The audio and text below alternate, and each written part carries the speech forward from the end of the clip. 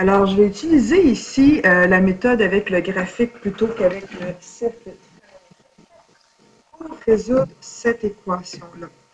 Et je vais me rappeler pour ça que ça, c'est quelque chose qui va tout ensemble et que ça ici, c'est mon angle en radian. Okay? Donc, je ne peux pas défaire ça. Donc, je vais commencer par isoler toute cette expression-là. Alors, je vais y aller comme ça. Alors, je vais faire plus 0,6, donc ça me fait moins 0,85 qui est égal à 1,7 cos de 2 sur 12, comme ça ici. Ensuite, je vais diviser par 1,7, puis ça va me donner moins 0,5 égale cos de 2x moins 17 pi sur 12. Alors, j'ai mon expression ici isolée.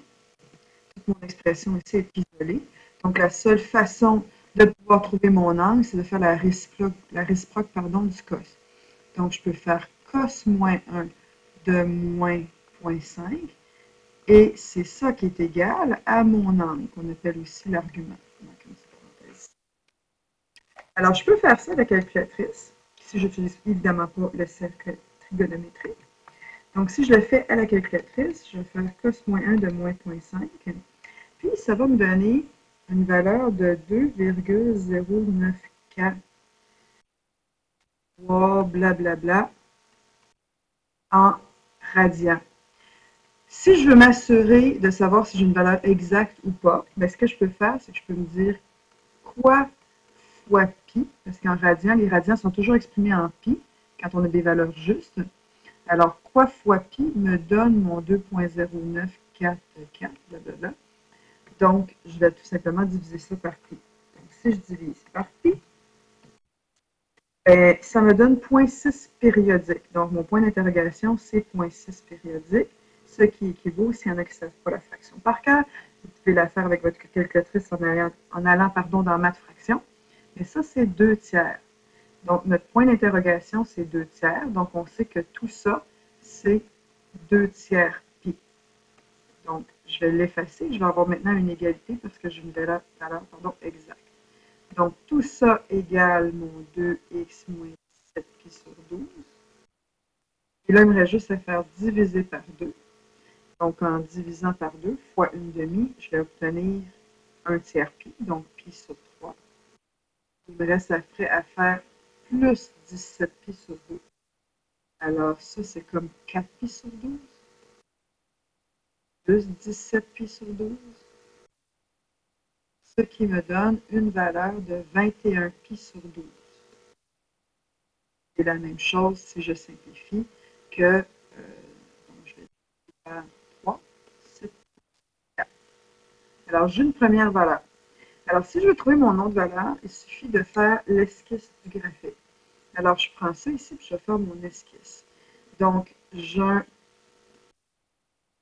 K qui est à moins 0,6.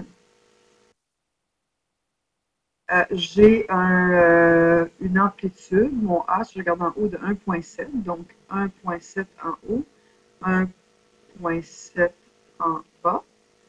Donc, ça me donne ici un minimum ici de moins 0,6 moins 1,7. Moins 0,6 moins 1,7, ça fait moins 2,3 ici. En haut, moins 0,6 plus 1,7, ça me fait 1,1. Ensuite, je vais regarder mon H. Mon H est de 17 pi sur 12. Je vais mettre un 17 pi sur 12 ici. Et là, je vais regarder ma période. Donc, mon B est de 2. J'ai 2 cycles par 2 pi. Donc, 2 pi divisé par 2, ça me donne pi pour ma période. Ensuite, si je veux chaque secteur, donc si je divise en 4, donc chaque secteur est de pi sur 4. Donc, pi sur 4 à chaque fois, pi sur 4. Et donc, 17 pi sur 12 plus pi sur 4. 17 plus pi sur 4, c'est comme 3 pi sur 12. Donc, 17 plus 3, c'est 20 pi sur 12.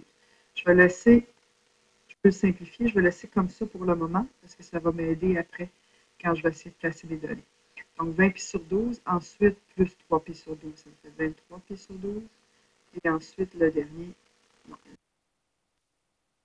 Donc ensuite 23 pi sur 12 plus 3, 27 pi sur 12.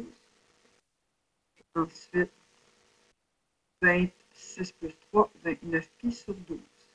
Alors je fais mon esquisse, je commence en haut, je descends, là, je monte, je monte. Et là, ce qu'on se questionnait, c'est quand est-ce que c'est égal à moins 1,45. Fait que si je mets ici mon moins 1,45, ça j'ai moins 2,3, puis j'ai moins 0,6 ici. Donc moins 1,45 est à peu près ici. Donc j'ai les valeurs ici, qui sont ici, et là. Et là, je peux regarder 21 pi sur 12. Le 7 pi sur 4, il est où? Bien, c'est sûr que c'est entre le 20 et le 23 pi sur 12. Donc, c'est sûr qu'il est ici, au 21 pi sur 12. Fait que, étant ici, bien, si je veux avoir l'autre qui est là, tiens, je vais mettre un X pour le montrer différent, il faut que je fasse une symétrie par rapport à 23 pi sur 12. Alors, juste à regarder, entre les deux ici, bien, 23 pi sur 12 moins 21 pi sur 12, c'est 2 pi sur 12. Donc, il faut que je rajoute 2 pi sur 12 à mon 23 pi sur 12.